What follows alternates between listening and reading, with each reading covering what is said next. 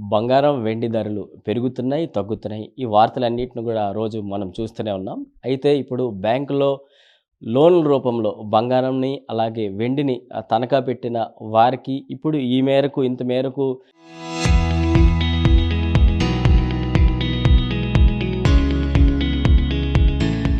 ధరలు పెరుగుతున్నాయి కాబట్టి వారికి ఇవి వర్తిస్తాయా? వర్తించవా? అనే ప్రశ్నలు కూడా ఇప్పుడు తెర మీదకొస్తున్నాయి. సో, ఇప్పుడు బంగారం, వెండి ధరలకు సంబంధించి బ్యాంక్‌లో లోన్‌లుగా తీసుకున్న వారి పరిస్థితి ఏంటి? సో, వారికి ఏ విధంగా ఉపశమనం దొరకవచ్చు? ఇలాంటి పూర్తి విశ్లేషణ అందించడానికి బిజినెస్ అనాలిసిస్ట్ నంది రామేశ్వరరావు గారు ఉన్నారు. ఆయన్ని అడిగి తెలుసుకుందాం. సార్, ఇప్పుడు బ్యాంక్‌లో లోన్‌లు పెడతారు. సో, వెండి కావచ్చు, బంగారం కావచ్చు. సో, వారికి ఇప్పుడు ఇంత మేరకు ధరలు పెరుగుతున్నాయి, తగ్గుతున్నాయి. వారికి ఏమైనా ప్లస్ ఆపర్చునిటీస్ కలిసే అవకాశం ఉన్నాయా? ఇందులో ప్లస్, మైనస్ 2 ఉన్నాయండి. ఎందుకంటే అంతకుముందు ఆర్‌బీఐ కొన్ని నిబంధనలు పెట్టింది. గోల్డ్ సపోజ్ మనం రూ. 1,00,000 ఉన్నప్పుడు లోన్ తీసుకుంటే 50%, 60% మీకున్న దీన్ని బట్టి ఇస్తారు. అప్పుడు సపోజ్ 10,00,000 వాల్యూ గోల్డ్ పెడితే మీకు 5,00,000, 4,00,000, 6,00,000 లోన్ వస్తది. అది ఎప్పుడు 2 సంవత్సరాల క్రితం. కరోనా టైంలో 4 సంవత్సరాలు. ఇప్పుడు పెరిగింది. పెరిగితే గోల్డ్ వాల్యూ పెరుగుతది. కానీ ఆర్‌బీఐ ఒక రూల్ ఏముందంటే అంతకుముందు టాపప్ లోన్ అని తీసుకుని లోన్ తీర్చకుండా మళ్ళీ అప్పు ఇచ్చేవారు. అది ఆర్‌బీఐ ఆపేసింది మొన్న లాస్ట్ ఇయర్. ఏమన్నదంటే ఫస్ట్ అప్పు తీర్చకుండా వాల్యూ పెరిగినా టాపప్ లోన్ ఇవ్వకండి అని చెప్పింది. ఎందుకంటే రికవరీ కష్టమైపోతుంది.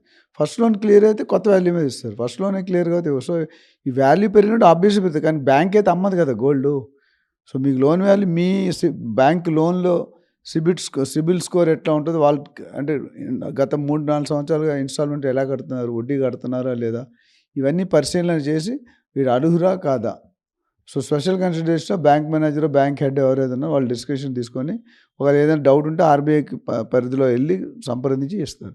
నాకు తెలిసినంత వరకు లాస్ట్ ఇయర్ ఒక 5, 6 నెలల క్రితం ఓ రూల్ వచ్చింది. రూల్ ఏమొచ్చిందంటే టాపప్ లోన్స్ ఇవ్వకండి. అంటే ఇదే ఐడియా. నేను 10,00,000కి 5,00,000 తీసుకుని ఈ 10,00,000 కాస్త 20,00,000 అయిపోయింది. అంటే నా లెక్క ప్రకారం 10,00,000 రావాలి కదా! దాన్నే టాపప్ లోన్ అంటారు.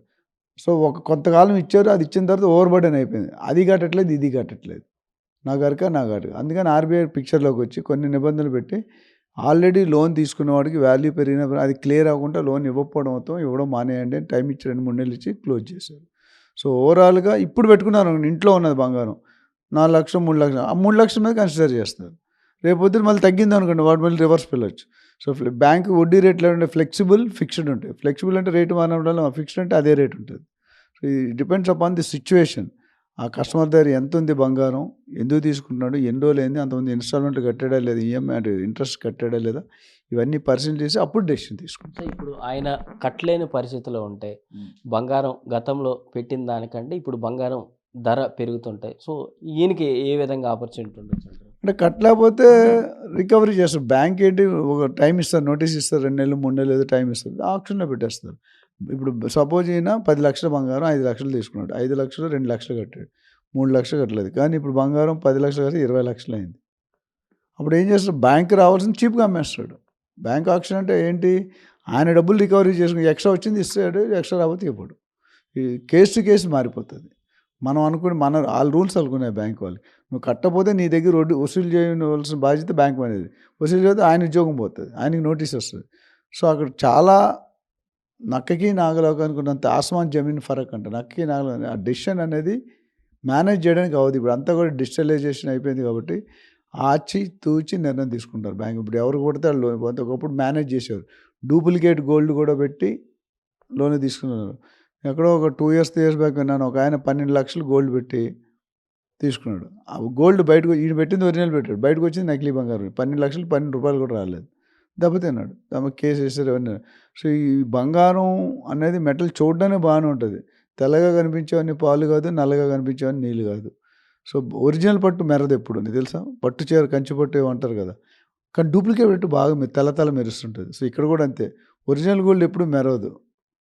డూప్లికేట్ గోల్డ్ బాగా మెరుస్తుంది. ఇప్పుడు 24 క్యారెట్ బదులు 10 క్యారెట్, 9 క్యారెట్స్, 14 క్యారెట్స్, 18 రేట్ 20,000కే బంగారం, 30,000కే తులం బంగారం అని వచ్చాయి ఆల్రెడీ.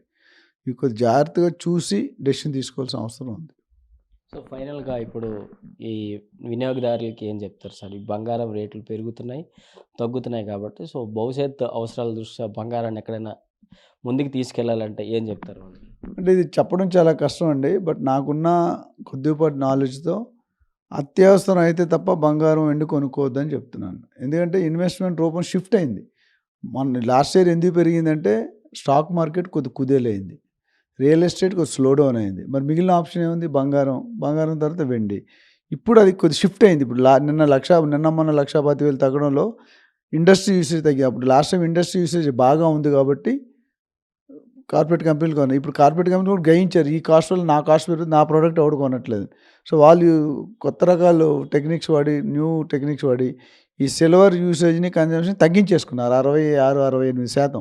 చైనా అయితే నేను చెప్పాను కాపర్ పేస్ట్ సిల్వర్ కోటెడ్ ఇస్తున్నారు. అక్కడ కూడా అంటే పేస్ట్ అంటే లోన్ ఉన్నది కాపర్, పైన ఉన్నది సిల్వర్. అంటే యూసేజ్ అక్కడ కూడా తగ్గింది. ఈ అన్ని రీజన్ వల్ల ఫ్యూచర్లో అంత గ్రోత్ ఉంటుందని చెప్పలేము. గ్రోత్ అనేది ఉంటుంది, but at the same time correction కూడా ఉంటుంది. సో దానికి నా సజెషన్ అంటే ప్రజలు కొనుక్కోవాలనుకుంటే ఆలోచించి ఇంకా తప్పదు అంటేనే కొనుక్కోండి. ట్రేడ్ చేసి అప్పులు చేసి ఈ స్పెక్యులేషన్, ట్రేడింగ్, బయింగ్, సెల్లింగ్ అనేది కొద్ది కాలం ఆపుకుంటే మంచిది. సో ఇది మొత్తంగా ఈ బంగారం పైన ఎవరైనా కొనాలన్నా లేకపోతే అమ్మాలన్నా కొంచెం జాగ్రత్త చూసుకోవాల్సిన అవసరాలు ఇప్పుడు ఉన్నాయని చెప్తున్నారు. ఎందుకంటే బంగారం ఇప్పుడంతా కూడా ఇన్వెస్ట్మెంట్ రూపంలోకి వచ్చేసింది. సో రేపు రేట్లు ఎలా ఉంటాయో తెలియదు.